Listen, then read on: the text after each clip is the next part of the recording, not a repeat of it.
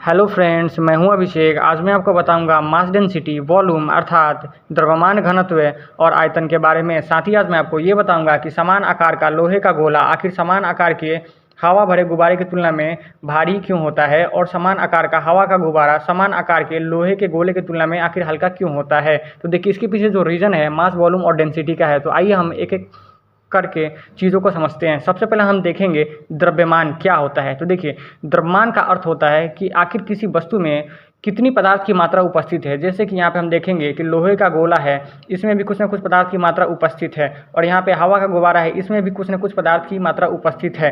दूसरी चीज़ हम देखेंगे आयतन। आयतन आखिर क्या होता है। तो देखिए, यहाँ पे आयतन से तात्पर्य होता है कि कोई भी वस्तु आखिर वह कितना स्थान घेरती है। तो यहाँ पे लोहे के गोले और हवा भरे गुब्बारे के केस में दोनों का आयतन सेम है, क्योंकि दोनों का साइज भी सेम है। अर्थात जितना स्थान लोहे का गोला घेरेगा उतना ही स्थान आपका हवा का गुब्बारा घेरेगा। लेकिन द्रव्यमान हम देखते हैं, अर्थात उपस्थित पदार्थ की मात्रा लोहे के गोले में ज़्यादा है और उपस्थित पदार्थ की मात्रा हवा भरे गुब्बारे में कम है। यही रीज़न है कि लोहे के गोले का द्रव्यमान ज़्यादा होता है और हवा भरे गुब्बारे का द्रव्यमान कम होता है। अब हम घनत्व को देखते हैं। तो देखिए, घनत्व निकालने के लिए सबसे पहले किसी भी पदार्थ का जो टोटल द्रव्यमान होता है उसमें हम उस पदार्थ का टोटल आयतन से, अर्थात वह कितना स्थान घेरता है, उससे हम भाग दे देंगे तो हमें उस पदार्थ का घनत्व पता चल जाता है। जैसे हम आपको यहाँ पे निकाल के बताते हैं।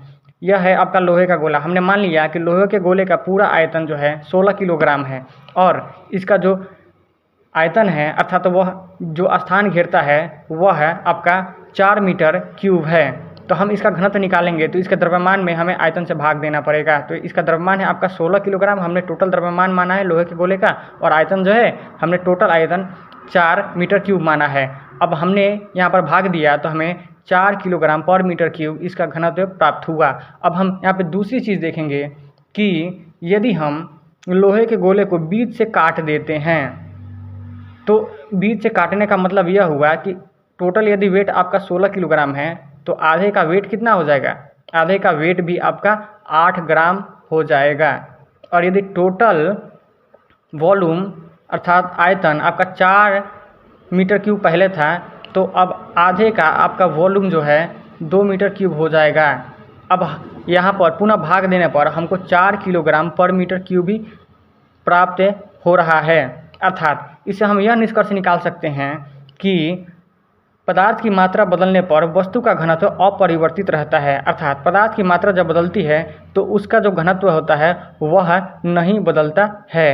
अब हम यहाँ पे इसका मात्रक भी देख लेते हैं। तो घनत्व का मात्रक आपका किलोग्राम पर मीटर क्यूब होता है, क्योंकि द्रव्यमान का मात्रक आपका किलोग्राम होता है और आयतन का मात्रक आपका मीटर क्यूब होता है। इसको हम इस प्रकार से भी लिख सकते हैं, kilogram into metre minus cube. यदि जानकारी अच्छी लगी हो तो वीडियो को लाइक और चैनल को सब्सक्राइब करें, और इस टॉपिक से रिलेटेड आपका कोई डाउट हो तो आप कमेंट सेक्शन में पूछ सकते हैं। आगे और हम इसी तरह के इन्फॉर्मेटिव वीडियोज़ लाते रहेंगे। Thank you.